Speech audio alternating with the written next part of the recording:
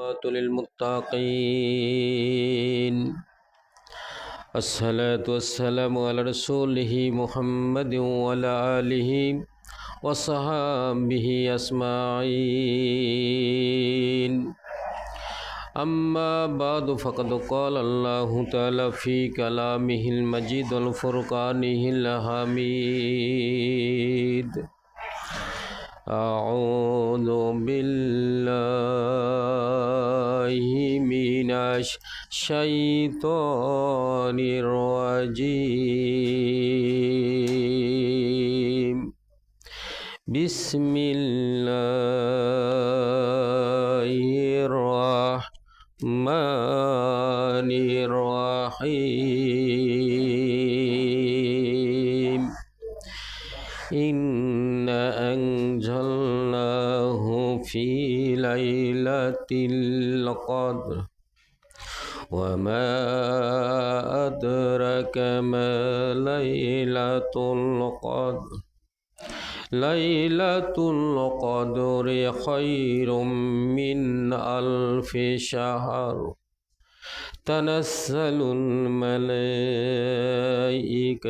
والروح فيها بإذن ربهم من كل أمر سلام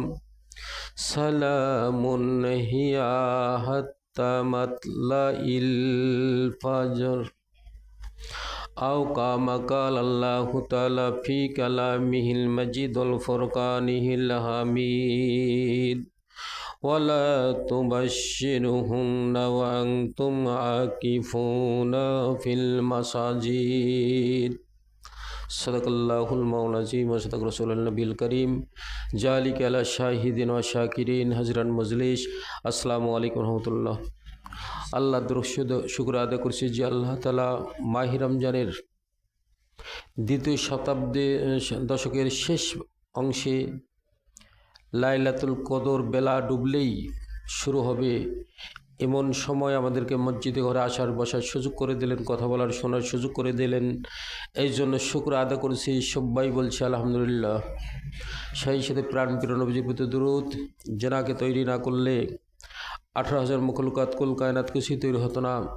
জেনা রানিত ইসলাম মানতে পারলে জান্নাত, জেনাকে অস্বীকার করলে জাহান্নাম।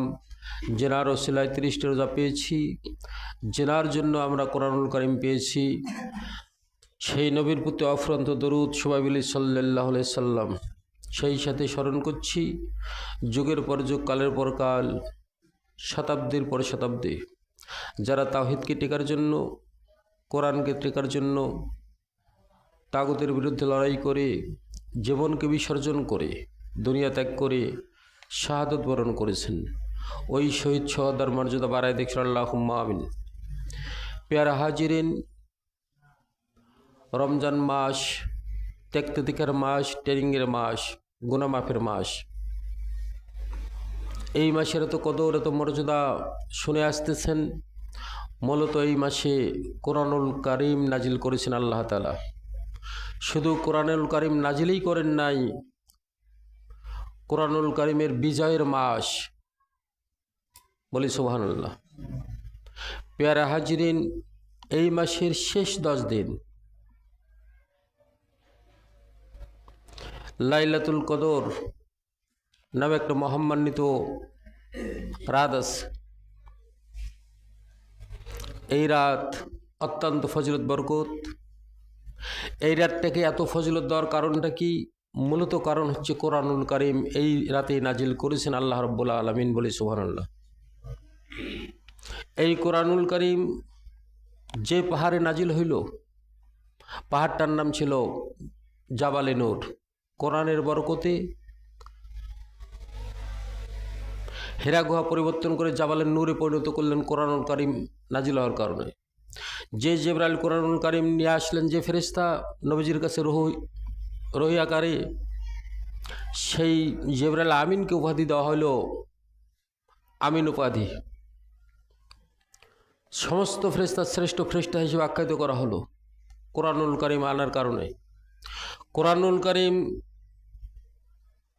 তাওরাত, জবুর, ইনজিল, 3টা কিতাব দুনিয়াতে ছিল। অন্য নবীর উপর নাজিল হয়েছে। যখন কোরআনুল কারীম নাজিল হয়েছে তখন 3টা কিতাবেরই আইন মঞ্চক হয়ে গেছে, বাতিল হয়ে গেছে। পেয়ারা হাজিরিন, সূরা কদর তেলাওয়াত করেছি, বাকারার সূরা বাকারার 187 নম্বর আয়াতের মাঝের কিছু অংশ তেলাওয়াত করেছি। এর সামনে কিছু কথা বলবো, আমা তৌফিক ইল্লা বিল্লাহ।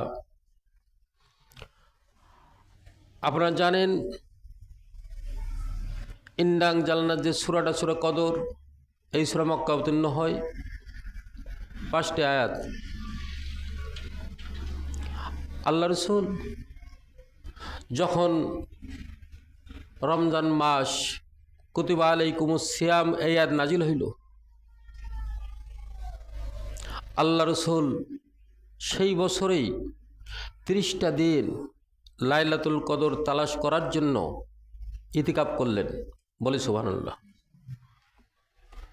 যাতে করে লাইলাতুল কদর পাই 30টি রোজা মসজিদে অবস্থান করলেন।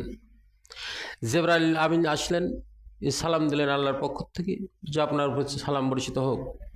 নবীজি, আপনাকে 30টা রোজা 30 রাত আপনাকে জেগে থাকার প্রয়োজন নাই।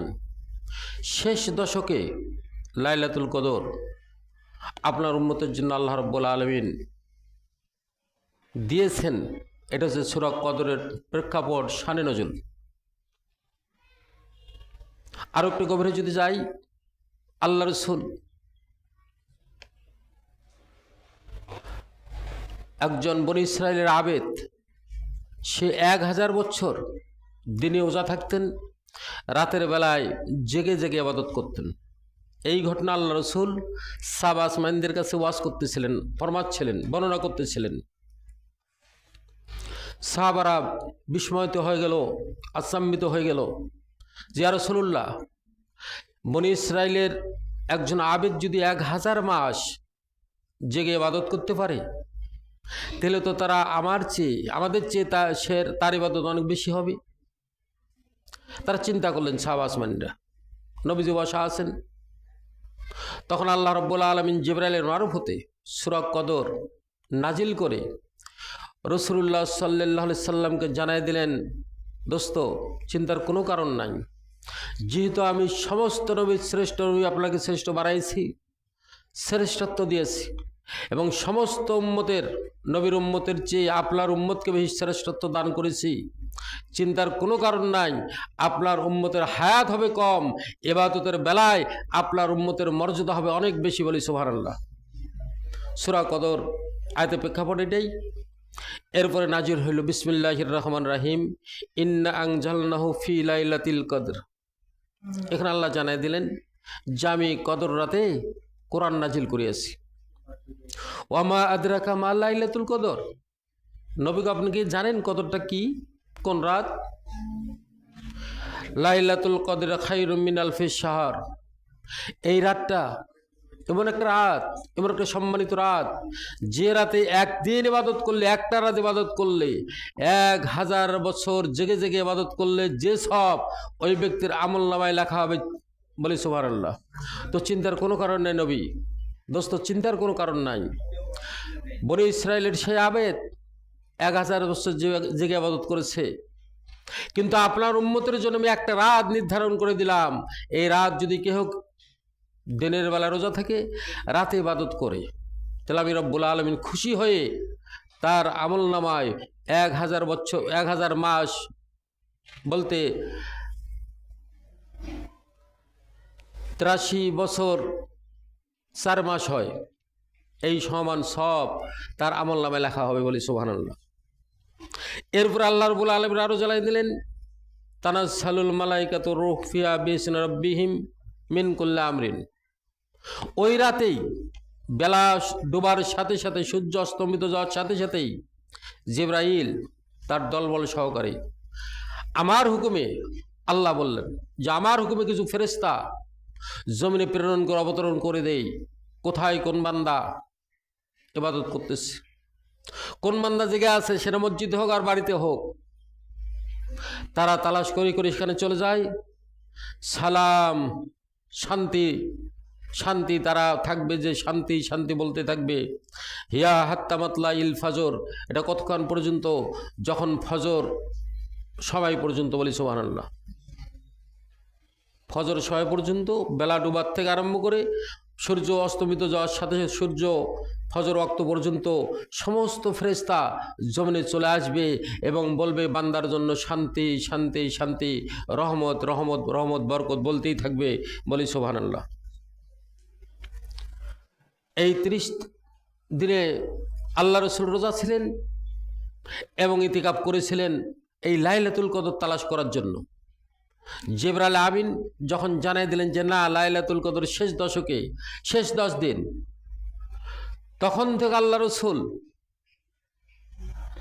10 দিন নিজে ইতিকাফ করেছেন এবং পরিবার বর্গদেরকে জাগাই দিয়েছেন যে তোমরা ইবাদতে লাগিয়ে যাও, বলি সুবহানাল্লাহ। শুধু নিজেই নয়, কুয়ান ফুসিকুম আহলিকুম নার, নিজে জাহান্নামের আগুন থেকে বাঁচো, আহার পরিবারদেরকে জাহান্নামের আগুন থেকে বাঁচাও। এখানে কথা আছে, আল্লাহ রাসূল কোনো 1 বছর ইতিকাফ করতে পারেননি। যেদিন রাসূল দুনিয়ায় যে বছর ইন্তিকাল করলেন, ত্যাগ করলেন, দুনিয়ার থেকে চলে গেলেন, ওই বছর আল্লাহ রাসূল 20 দিন ইতিকাফ করেছেন, বলি সুবহানাল্লাহ। এর থেকে বোঝা গেল ইতিকাফ করতে হবে। ইতিকাফ ফরজে কিফায়া। আসুন, ইতিকাফ করতে গেলে সবথেকে বড় সুযোগ, সে ব্যক্তি অবশ্যই লাইলাতুল কদর পাবে। তার কারণ আপনি হয়তো জানছেন যে 21 তারিখ লাইলাতুল কদর হিসেবে আজ জাগেছেন, তার আগের রাতটা তো লাইলাতুল কদর হতে পারে। আপনি 23 তারিখ জেগেছেন, 21 তারিখ হতে পারে লাইলাতুল কদর। আপনি 25 তারিখ জেগেছেন, দেখা গেল না 23 তারিখ লাইলাতুল কদর হয়ে গেছে। আপনি 27 তারিখ লাইলাতুল কদর তালাশ করার জন্য মসজিদে আসছেন, দেখা গেল না আল্লাহ রাব্বুল আলামিন 25 তারিখে লাইলাতুল কদর সংগঠিত করে ফেলেছেন। তাহলে বোঝা গেল আপনি পাননি। এখানে স্পষ্ট বোঝা গেল যে ব্যক্তি ঈমান এবং ইহতিসাবের সাথে মসজিদে অবস্থান করেছে, নিজেকে আবদ্ধ করেছে, নিজেকে ইবাদতের জন্য জড়িয়ে ধরেছে, আল্লাহ রাব্বুল আলামিন অবশ্যই তাকে লাইলাতুল কদরের সওয়াব দিয়ে দেবেন, বলি সুবহানাল্লাহ। প্যারা হাজিরিন, লাইলাতুল কদর 21 তারিখ, 23 তারিখ, 25 তারিখ, 27 তারিখ, 29 তারিখ, এই যে 20 তারিখ, এটা কি কোরআন এবং হাদিসে আছে কি না হুজুর এমনিতে বলতেছেন? হাদিস শরীফে শুনুন, বুখারী শরীফ পৃষ্ঠা নং 2017। আবারও বলছি, বুখারী শরীফে আছে পৃষ্ঠা নং 2017। মায়েশা বর্ণনা করেন যে আমি রাসূল সাল্লামকে নিজের মুখেই শুনেছি, নিজের কানে শুনেছি, রাসূল সাল্লাম বলেছেন যে তোমরা বেজর রাতগুলা লাইলাতুল কদর তালাশ করো, বলি সুবহানাল্লাহ। কোনো এক আল্লাহর বান্দা 8 রাকাত তারাবি না 20 রাকাত তারাবি, এইটা বুঝাইতে বুঝাইতে বলছি 20 থেকে আরম্ভ করে 8 চলে আসছে। হয়তো এমন এক পর্যায়ে আসতে পারে যে নাই তারাবি হতে পারে। সে চ্যালেঞ্জ করছেন আমাকে, অনেক কথা বলছেন ফেসবুকে। তাকে আবারও বলতে চাচ্ছি যে আমি বিজোর রাতে যে লাইলাতুল কদর হয়, আল্লাহ রাসূল বলছেন, মা আয়েশা বর্ণনা করেছেন, এটা আবারও পৃষ্ঠাসহ বলছি, বুখারী শরীফ হাদিস নং 2017।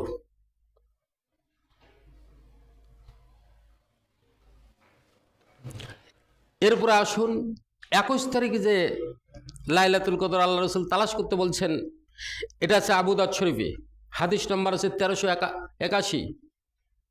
বর্ণনাকারী ইবনে আব্বাস রাদিয়াল্লাহু তাআলা আনহু, তিনি বর্ণনা করেছেন।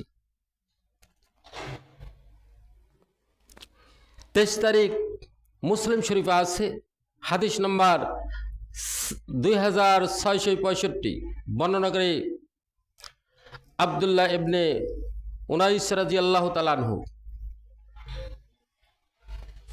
এরপরে বুখারী শরীফে হাদিস নং 23, 25, 27, 29 তারিখে আল্লাহ রাসূল বলেছেন যে 25 হতে পারে, 27 হতে পারে, 29 তারিখ হতে পারে। এটা বুখারী শরীফ হাদিস নম্বর হচ্ছে 23। বর্ণনাকারী উবায়দা ইবনে সামিত রাদিয়াল্লাহু তাআলা আনহু। প্যারে হাজিরিন, পূর্বে বলছিলাম যে রসুল আমাদের নবীজি গোটাল মাস যখন কুতিবা আলাইকুমুস সিয়াম কামা কুতিবা আলাল্লাযিনা মিন ক্বাবলিকুম লাআল্লাকুম তাত্তাকুন ইয়াদ নাজিল হইল, যখন রসুলের উপর আমাদের উপর 30টা রোজা ফরজ হইল, লাইলাতুল কদর তালাশ করার জন্য আল্লাহ রসুল একদিন নয় 2 দিন নয় দীর্ঘ 1টি মাস মসজিদে অবস্থান করেছেন, ইতিকাফ করেছেন। এটা হাদিস নাম্বার আছে, হাদিস বুখারী শরীফ হাদিস নাম্বার আছে 813, বুখারী শরীফ 813।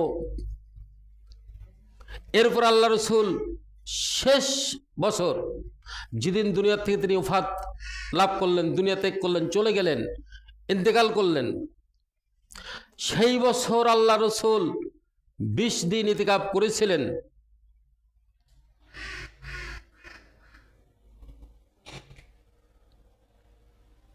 ইমাম জোহরি রাদিয়াল্লাহু তাআলা আনহু বলেছেন যে মানুষ কেমন নিমক হারাম, মানুষ কি পারে ইতিকাফ এত বড় একটা সওয়াবের কাজ, এত বড় একটা ইবাদতের কাজ, এই কাজ থেকে কেমনে মানুষ দূরে সরে যায়, এটা কি মানুষ পারে? ইমাম জোহরি রাদিয়াল্লাহু তাআলা আনহু বর্ণনা করেছেন। প্যারে হাজিরিন, ইতিকাফ করলে লাভ কি? আল্লাহ রসুল বলেছেন, ইমাম হাসান রাদিয়াল্লাহু তাআলা আনহু বর্ণনা করেন যে আমি আমার পিতার থেকে শুনেছি, পিতার কাছ থেকে শুনেছি, যে ব্যক্তি ইতিকাফ করলো সেই ব্যক্তির আমলনামায় 2টি হজ এবং 2টি উমরার সওয়াব লেখা হলো, বলি সুবহানাল্লাহ। লক্ষ লক্ষ টাকা খরচ করে হজ গেছেন, কবুল হবে কিনা গ্যারান্টি নাই। ইমাম হাসান হযরত আলীর ছেলে, তিনি বর্ণনা করেছেন যে আমি আমার আব্বার কাছ থেকে শুনেছি, রসুল বলেছেন যে ব্যক্তি ইতিকাফ করলো তার আমলনামায় 2টা হজ এবং 2টা উমরার সওয়াব লেখা হবে, বলি সুবহানাল্লাহ। শুধু কি তাই? এরপরে দেখা গেল ইতিকাফ করলে আরো কি লাভ। আল্লাহ রসুল বললেন যে ব্যক্তি ইতিকাফ করলো সেই ব্যক্তির থেকে জাহান্নাম এতটা দ্রুত সরে গেল 3 গর্ত, 3 খন্দক সমপরিমাণ। যে ব্যক্তি ইতিকাফ করলো, ইতিকাফকারী ব্যক্তির থেকে জাহান্নাম এত দূরে সরে গেল 3 খন্দক সমপরিমাণ দূরত্ব চলে গেল জাহান্নাম। রাসূলুল্লাহ সাল্লামকে সাহাবা আসমান প্রশ্ন করেছিলেন খন্দকটা কি? রসুল বলেছেন আসমান এবং জমিন, উত্তর দক্ষিণ পূর্ব পশ্চিম যতটা এরিয়া, এটা একটা খন্দক সমান সমপরিমাণ, বলি সুবহানাল্লাহ। তাহলে বোঝা গেল 3টা পৃথিবী সমপরিমাণ, এইটা একটা খন্দক, 3টা খন্দক, এই 3 খন্দক সমপরিমাণ জাহান্নাম ওই ব্যক্তির থেকে দূরে সরে যাবে, বলি সুবহানাল্লাহ। প্যারে হাজিরিন, ইতিকাফ করলে আরো কি লাভ? মনে করেন এই মহল্লায় 200 লোক আছে, মনে করেন, বা 300-500 লোক আছে। এই 500 লোক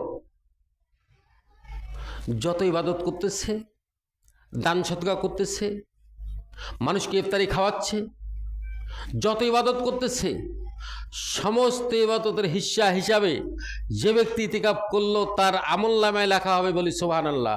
তাই বলি বিন্দুমাত্র ওই ব্যক্তির, ওই মহল্লাবাসীর সব কমতি করা হবে না। এরপরে আরেকটা লাভ, যে ইতিকাফে থাকলো তার অতীতের সমস্ত গুনাহ, এখানে বলা হয় নাই সগীরা কবিরা, সমস্ত গুনাহ আল্লাহ রাব্বুল আলামিন মাফ করে দিবেন, বলি সুবহানাল্লাহ। 5 নম্বর, লাইলাতুল কদরের সওয়াব সে পেয়ে যাবে।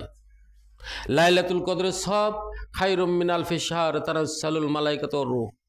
যে 1 মাস 1000 মাস ইবাদত করলে যা সওয়াব, সেই সওয়াব তার আমলনামায় লেখা হবে।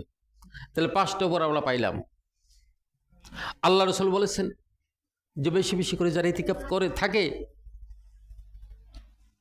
তাদের সাথে তাকে ইফতারি পাঠাও, চিহরি পাঠাও, তাদেরকে খাওয়াও, তাদেরকে সম্মান করো, তার কারণ সে সম্মানিত ব্যক্তি। হাদিসে আছে ইতিকাফ শব্দের অর্থ হচ্ছে আটকে রাখা। যে ব্যক্তি ইতিকাফ করলো আল্লাহ রাব্বুল আলামিন বলল, তুমি যদি আমাকে রাজি করার জন্য, আমাকে খুশি করার জন্য ইতিকাফে ঢুকেছো, তোমার গুনাহগুলো আমি আটকে দিলাম। বলি সুবহানাল্লাহ। সমস্ত গুনাহ আল্লাহ রাব্বুল আলামিন আটকে দিয়ে যেদিন শাওয়াল মাসের চাঁদ উদিত হবে সেই দিন সে নিষ্পাপ হয়ে বাড়িতে ফেরায় যাবে। বলি সুবহানাল্লাহ। তো গুনাহ মাফের একটা রাস্তা, একটা দরজা ইতিকাফ। পেয়ারা হাজিরিন, আসুন আমরা লাইলাতুল কদর কি জিনিস বুঝি না, ইতিকাফ কি জিনিস আমরা বুঝি না। তার কারণ আমরা আজকে সমাজকে কলুষিত করে ফেলেছি। আবার বলছি, কিছু কিছু মানুষ, কিছু কিছু আলেম নফল ইবাদত নাই, অতিরিক্ত ইবাদত নাই, আর আল্লাহর কাছে নৈকট্য লাভ করতে চাইলে, বেশি করে আল্লাহর কাছে বন্ধুত্ব স্থাপন করতে চাইলে বেশি করে নফল ইবাদত করতে হবে। ফরজকে ঠিক রেখে, ওয়াজিবকে ঠিক রেখে, সুন্নতকে ঠিক রেখে যে যত নফল ইবাদত করতে পেরেছে আল্লাহ রসুল বললেন সে তাড়াতাড়ি বেশি আল্লাহর কাছে নৈকট্য হাসিল করতে পেরেছে। বলি সুবহানাল্লাহ। পেয়ারা হাজিরিন, আজকে নফল ছেড়ে দিয়েছি। নফল যে করতে হবে এটার দলিল বুখারী শরীফে আছে। হাদিস নম্বর হচ্ছে 6502 নম্বর হাদিস, যে বেশি বেশি করে নফল ইবাদত করো। আর নফল ইবাদত করতে পারলেই আল্লাহর নৈকট্য হাসিল করা যায়। পেয়ারা হাজিরিন, উদাহরণস্বরূপ বলা যায়, যুবক একজন একটা মেয়েকে বারবার কল দিচ্ছে, কিন্তু মোবাইলটা ব্যস্ত দেখায়, মোবাইল ব্যস্ত দেখাচ্ছে, কল দিচ্ছে বিজি, তারপর মোবাইলটা ব্ল্যাক লিস্টে রেখে গেছে তার নাম্বার। হট করে একবার দেখা গেল কল ঢুকে গেছে, এরকম ব্যস্ত দেখা যায়, কল ঢুকে যায়। যুবক ভালো করে শোনেন, আল্লাহ রাব্বুল আলামিন বললেন, ও বান্দা, 20 দিন ইবাদত করেছো, দিনের বেলায় রোজা আছো, রাতের বেলায় কিয়াম করেছো, তারাবি পড়েছো, ঈশান নামাজ পড়েছো, আমার নাম্বার ব্যস্ত পেয়েছো, বিজি পেয়েছো।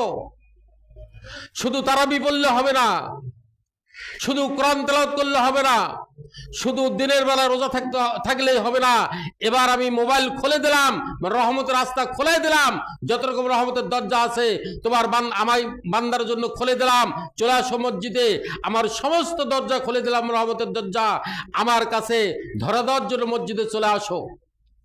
যেরকম ওই প্রেমিককে ধরা দেওয়ার জন্য, প্রেমিকাকে ধরা দেওয়ার জন্য প্রেমিক ব্যস্ত হয়ে যায়, প্রেমিক বলে ঠিক আছে আমি চলে গেলাম, প্রেমিক বলে আমিও তো দুয়ার খুলে দিলাম। আল্লাহ রাব্বুল আলামিন বললেন, আসুন তদ্রূপ ইতিকাফের জন্য আমি দরজা খুলে দিলাম। যে ব্যক্তি আমাকে পাওয়ার জন্য ইতিকাফে মসজিদে চলে আসবে, 10 দিন ইতিকাফ করবে, আল্লাহ রাব্বুল আলামিন বললেন নিজের স্ত্রীর মায়া করা যাবে না, নিজের ছেলের মায়া করা যাবে না, সম্পদের মায়া করা যাবে না, ব্যবসার মায়া করা যাবে না, মহব্বত করা যাবে না। 20 দিন রোজা ছিলেন, ব্যবসা করেছেন, বন্ধ করি নাই। 20 দিন রোজা ছিলেন, স্ত্রীর সাথে রাতের বেলায় মেলামেশা করেছেন, বন্ধ করি নাই। 20 দিন রোজা ছিলেন, সন্তানের কাছে উঠা বসা করেছেন, বন্ধ করি নাই। 20 দিন রোজা ছিলেন, একসাথে ছেলে মেয়ের সাথে ইফতার করেছেন, বন্ধ করি নাই। এখন সব ছেলেকে বাদ দাও, মেয়েকে বাদ দাও, স্ত্রীকে বাদ দাও, সবকিছু বাদ দিয়ে মসজিদে চলে আসো আমি আল্লাহকে পাওয়ার জন্য। আল্লাহ রাব্বুল আলামিন এই জন্য সূরা বাকারার 187 নম্বর আয়াতের মাঝখানে আল্লাহ তাআলা বললেন, ওয়ালা তুবাশশিরু হুন্না ওয়া আনতুম আকিফুনা ফিল মাসাজিদ। ও মুসলমান ইমানদার, তোমরা যারা ইতিকাফে আসছো, মসজিদে ঢুকে গেছো, তোমার স্ত্রী তোমার জন্য এই 10 দিনকার জন্য হারাম, তোমার জন্য এই ছেলে মেয়ে হারাম, সম্পদ হারাম, ব্যবসা হারাম, কোন দিক যাওয়া যাবে না, কোন দিক ছুটা যাবে না। আমি রব্বুল আলামিনকে একমাত্র হাজির এবং নাজির মনে করে মসজিদে প্রবেশ করো, ঢুকে যাও, ইতিকাফে প্রবেশ করো। ইতিকাফে প্রবেশ করতে পারলে আগে বললাম যে বিশেষ করে আপনার অতীতের সমস্ত গুনাহ মাফ হয়ে যাবে। কিন্তু আজকে দুঃখ লাগে আমরা ইতিকাফ কি জিনিস বুঝি না। ইতিকাফ 3 প্রকার, ভালো করে বুঝুন। রসুল যেহেতু তার জীবন দশায় কোনোদিন কোনো বছর ইতিকাফ বাদ দেন নেই, এই জন্য ইতিকাফ ফরজে কিফায়া বলা হয়েছে। আর ইতিকাফ একটা মানত ইতিকাফ, মনে করেন মহামারী আছে, আপনি মানত করলেন যে আল্লাহ এই মহামারী থেকে যদি বেঁচে যাই 1 মাস টানা ইতিকাফ করব। এরপরে নফল ইতিকাফ। ইতিকাফের শর্ত হচ্ছে সুন্নতে ফরজে কিফায়া যেটা ওজা থাকার লাগবে সেটা রমজান মাসের শেষ দশক, শেষ 10 দিন। আর মানতটা আপনার যে কোনো সময় হতে পারে, এটার জন্য শর্ত ওজা থাকতে হবে। আর নফল ইতিকাফ এর জন্য ওজা থাকার কোনো প্রয়োজন নাই। আপনি মসজিদ আছেন জোহরের নামাজ পড়ার জন্য, জুমার নামাজ পড়ার জন্য, আপনি মনে মনে নিয়াত করে ফেলেন যে আমি যত সময় থাকবো মসজিদে আমি ইতিকাফের নিয়াতে ঢুকে গেলাম, বলি সুবহানাল্লাহ। এই সময় আপনি যতক্ষণ থাকবেন, 1 ঘন্টা থাকেন আর 3 ঘন্টা থাকেন, মসজিদে আপনার ইতিকাফের নিয়াতে ঢুকে গেছেন, ইতিকাফের সওয়াব পেয়ে যাচ্ছেন। এই জন্য বলি আল্লাহ রাসূল বলছেন ইতিকাফ 3 প্রকার। একটা ইতিকাফে রমজান মাসের শেষ দশক, একটা মানত ইতিকাফ, আর একটা নফল ইতিকাফ। আর ইতিকাফকারীর ব্যক্তির জন্য সুবর্ণ সুযোগ, লাইলাতুল কদর তালাশ করার প্রয়োজন হবে না। লাইলাতুল কদর ইনশাআল্লাহ ওই ব্যক্তিকে ধরা দেবেই। তার কারণ আগেই বলছিলাম, লাইলাতুল কদর যদি 27 তারিখ হয়, ইতিকাফকারী 28 তারিখে ঢুকে 29 তারিখে ঢুকে গেছেন, সে তো ইতিকাফে আছে নেই, ইতিকাফ পেয়ে যাবেন। আসুন আমরা ইতিকাফের জন্য প্রস্তুতি গ্রহণ করি। আজকেই বেলা আসরের পরেই ইতিকাফকারী ব্যক্তিকে মসজিদে আসতে হবে। সাওয়াল চাঁদ যখন উদিত হবে, এক কথায় বেলা ডোবার সাথে সাথে ইতিকাফ ভেঙে যাবে, বের হয়ে যাওয়ার লাগবে। এটা ইতিকাফ। ইতিকাফের সময় কথাবার্তা, সাংসারিক কোনো আলাপ আলোচনা করা, বাইরে ঘোরাফেরা করা, বাইরে যাওয়া, মসজিদের বাবনডারি ছাড়া বাইরে যাওয়া নিষেধ। তবে হ্যাঁ, মসজিদে যদি টিউবওয়েল না থাকে, গোসল করার পায়খানা না থাকে, বাইরে যেতে পারবে। তাকে একবারে সেই আবদ্ধ থাকা, জেলখানায় যেরকম মানুষ কয়েদিরা থাকে সেইভাবে থাকতে হবে। একবারে সব গুনাহ থেকে বেঁচে আল্লাহকে একনিষ্ঠভাবে হাজির নাজির মনে করে মসজিদে অবস্থান করতে হবে। এর নামে হচ্ছে ইতিকাফ। আসুন ইতিকাফ করতে হবে। আমরা আজকে ইতিকাফ ছেড়ে দিয়েছি, তার কারণ মুসলমান আমরা বুঝতেছি না। আসলে